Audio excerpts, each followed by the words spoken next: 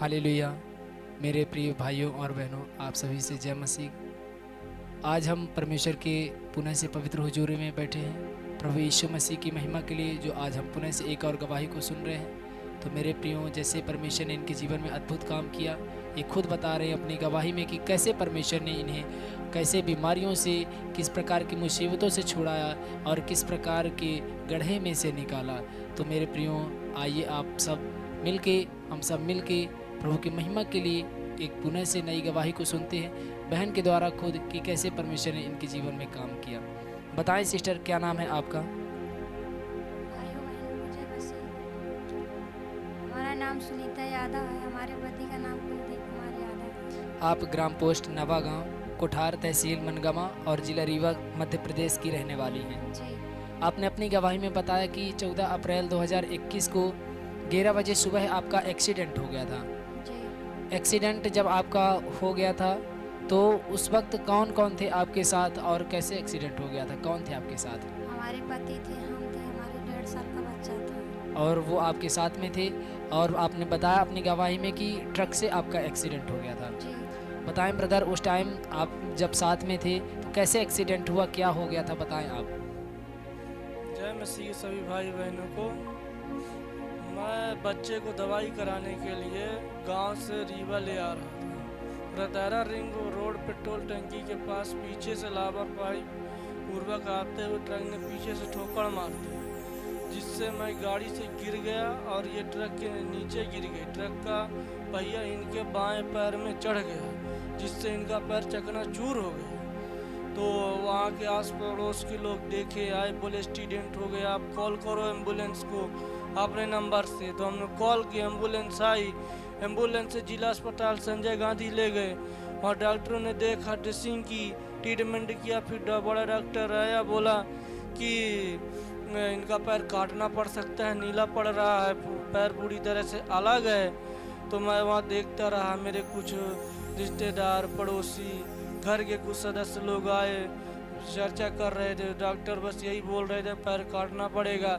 कुछ मेरे और दोस्त और रिलेशनशिप वाले आए, बोले कि एक काम करो बेटा, आप जबलपुर में एक बार देख लो, बड़ी अस्पताल में जबलपुर ले जाओ, यहाँ से बोल रहे। तो फिर मैंने 11 बजे रात को डॉक्टर से बात की, तो उन्होंने बोला कि अपनी मर्जी से तुम ले जा सकते हो। उसी रात आपने जबलपुर जाने का फैसला किया? जी, उसी रात मैंने एम्बुलेंस बुक की, और इनको 11 बजे तकरीबन मैं यहाँ से संजय गांधी हॉस्पिटल से लेके जबलपुर ले गए।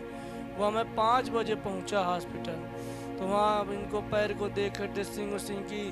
फिर उन्होंने बताया कि बड़े डॉक्टर आएंगे तो आपको एस्टीमेट के बारे में, दवाई के बारे में पूरा बताएंगे कि आपको क्या क्या करना है। फिर 11 बजे या 12 बजे करीब बड़े डॉक्टर आए। उन्होंने बोला कि पैर तो पूरी तरह से अलग है, हम इसका बचाने का पूरा प्रयास करेंगे ताकि पैर काटने ना पड़े। तो फिर उन्होंने एस्टीमेट हमें बताया कि करीबन 5 से 6 लाख का खर्चा लगेगा। पहले राड पड़ेगी, राड के बाद अगर पैर नहीं ठीक लग रहा तो फिर प्लेट भी पड़ेगी। फिर डॉक्टर ने राड और प्लेट डाली। फिर उन्होंने बोला कि इसमें मांस और चमड़ी कुछ नहीं है बेटा, तो इसमें अब प्लास्टिक सर्जरी भी करनी पड़ेगी। तो प्लास्टिक सर्जरी की, और जब प्लास्टिक सर्जरी हुई, इस तरीके से 3 ऑपरेशन हुए। जी, पहले राड डाले, प्लेट डाले, फिर प्लास्टिक सर्जरी हुई। और ये कितने दिनों में हुआ था? ये मैं 15 तारीख को सुबह वहाँ पहुँचे जबलपुर। मतलब करीबन 1-2 तारीख को मई में या 2 तारीख को मई मेरा डिस्चार्ज हो गया था। लगभग 17 दिन मैं 17 दिन। एडमिट रहा वहाँ जबलपुर में। लेकिन को 17 दिन आप इनको लेके वहाँ रहें, और 17 दिन के बाद जब इनका इलाज हुआ 17 दिन में, तो जी। क्या हुआ उसके बाद, क्या असर हुआ? डॉक्टर हो गया, बोले कि ऐसा करना पड़ेगा, प्लास्टिक सर्जरी हुई है इनकी, तो तीसरे दिन ड्रेसिंग करनी पड़ती है हर तीसरे दिन, और 15 दिन में आपको यहाँ लेके आना पड़ेगा। और ये कितने महीने तक चलेगा? डॉक्टर बोले कि 3 महीने तक लगातार ड्रेसिंग चलेगी, और फिर 6 महीने तक दवाइयाँ खानी पड़ेगी लगातार। और 6 महीने का पूरा दवाई का कोर्स दिया डॉक्टर ने। जी, तो फिर जब दवाइयों को कोर्स 6 महीने का दिया, तो उस टाइम में क्या लग रहा था कि क्या होगा, अच्छा हो जाएंगी, क्या लग रहा था? ये फिर डॉक्टर ने दवाई दी, इन्होंने दवाई खाना शुरू किया और ये चलने लगी, घर का काम करने लगी, अपने से चलने फिरने लगी, पूरा काम करने लगी। फिर इनको अक्टूबर 2022 में इनको फिर अटैक हुआ। और ये धीरे धीरे जब चलने लगी तो लगभग साल भर चली। जी साल भर चली, इनको 6 महीने तक कुछ नहीं हुआ।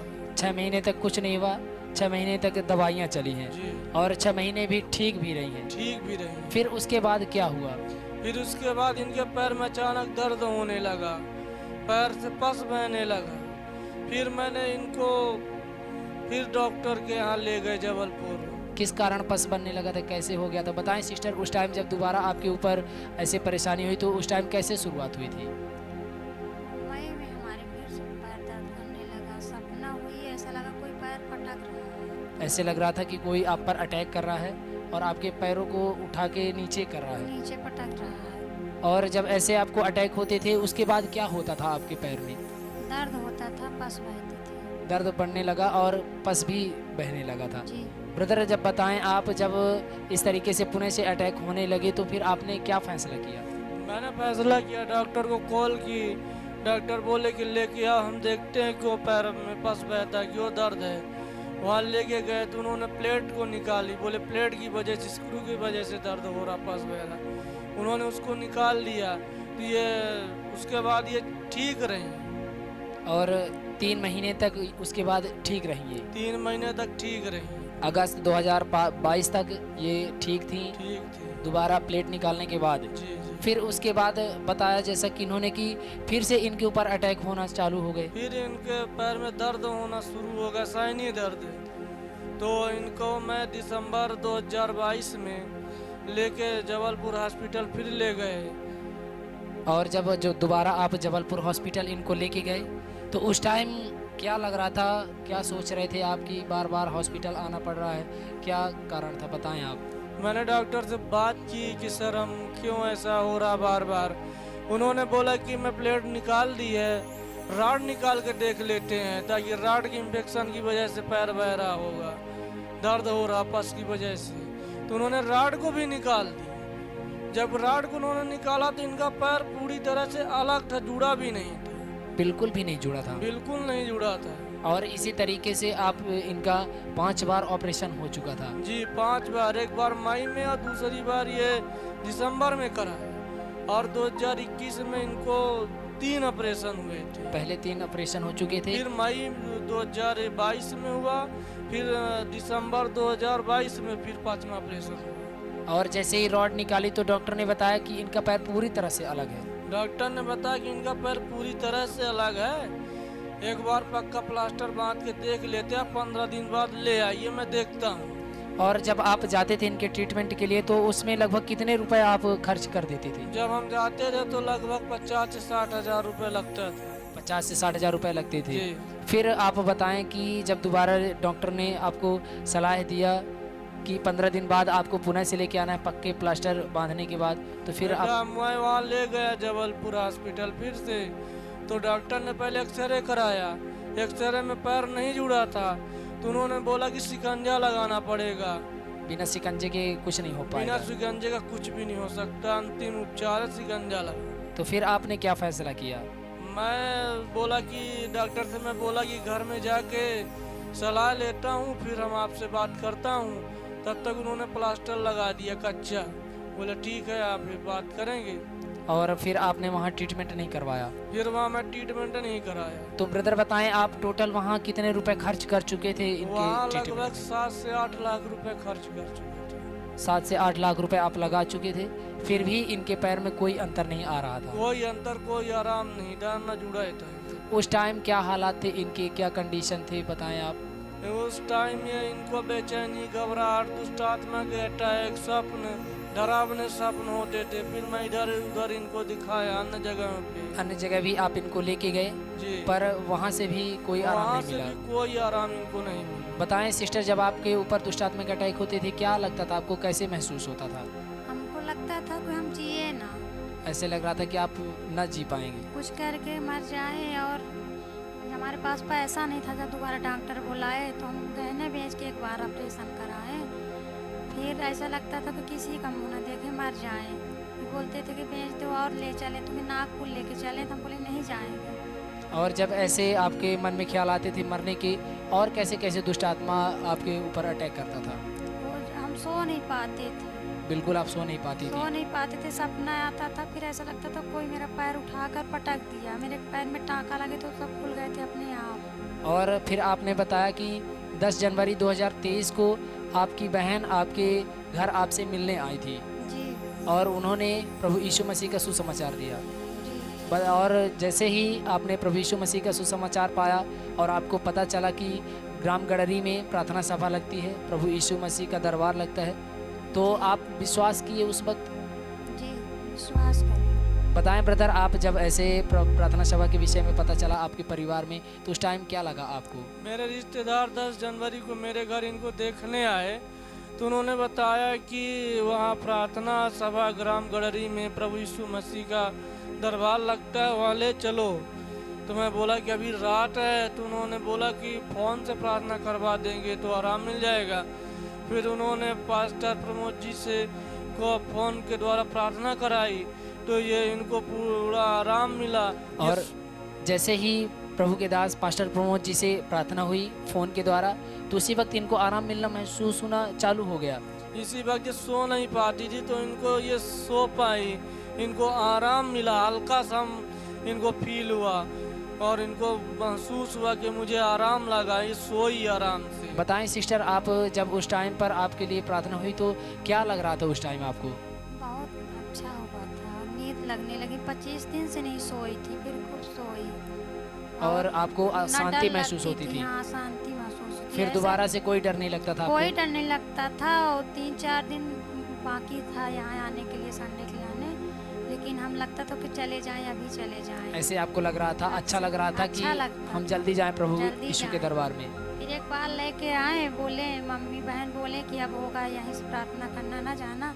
हम बोले हम हर संडे जाएंगे, हमारी कितने ही गाड़ी का किराया लगेगा। बताएं ब्रदर, जब आप पहली बार प्रभु यीशु मसीह का सुसमाचार जाने, आपके पत्नी के जीवन में परमेश्वर ने इतना बड़ा काम किया, तो उस वक्त आप आने का फैसला किए?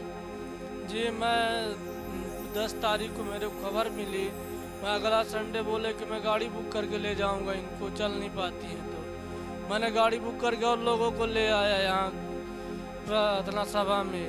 तो यहाँ प्रभु के दास प्रमोद जी ने, पास्टर, उन्होंने प्रार्थना की, इनके सर में हाथ रख के, इनको हल्का महसूस हुआ, इनको बहुत आराम हुआ।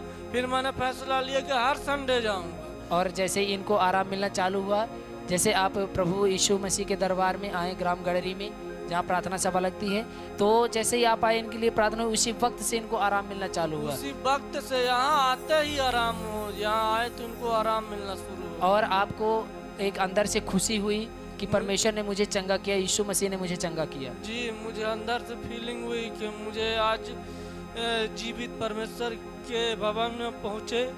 हम बहुत खुश हुए कि आज मुझे जिंदा खुदा के दरबार में पहुँचने का मौका मिला। और धीरे धीरे 2 महीने के अंदर पूरी तरह से इनको छुटकारा मिला? जी, इनको 2 महीने के अंदर पूरी रीति से चलने लगी।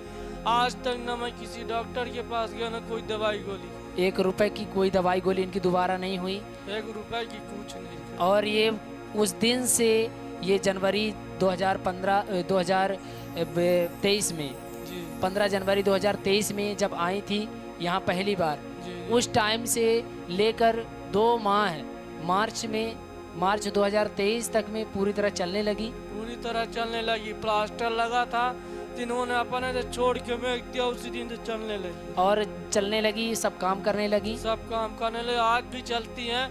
आज मुझको 1 साल 8 महीने आते हो गया, कोई मुझे दिक्कत, कोई परेशानी नहीं। मेरे पूरे घर के लोग विश्वास करते हैं, कुछ भी, कोई बीमारी, कोई संकट, कुछ नहीं। मेरा हर एक काम सफल है यहाँ आते हैं। बताएं सिस्टर, जब आपको छुटकारा मिला तो अब आपका जीवन कैसा है? जब आप जो पहले नहीं कर पाती थी और अब कर पाती, तो कैसा लगता है आपको? बहुत अच्छा लगता है।